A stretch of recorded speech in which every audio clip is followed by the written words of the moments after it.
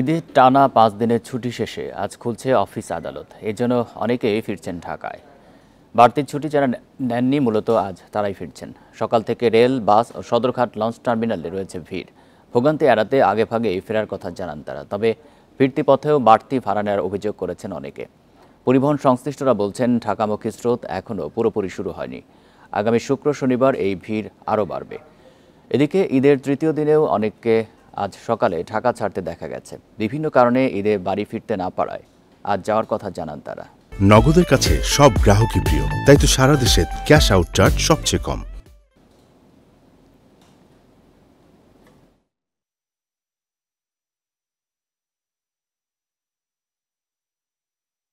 লঞ্চে আসছি, খুবই ভালো লাগছে। মনে হয় একটা আনন্দ করে আসলাম এরকম লাগে। ঈদটা খুব ভালো লাগছে। আজকে অফিস খুললে আজকে অফিস করব। আগের দিন রওনা দিয়েছি, ঈদের পরের দিন আবার ব্যাক করলাম। এখন 350 টাকা বাড়াইছে, তার সাথে তো পদ্মা সেতুই ভালো আছে। 350 টাকা বাড়ির সামনে থেকে উঠবো নামবো ঢাকায়।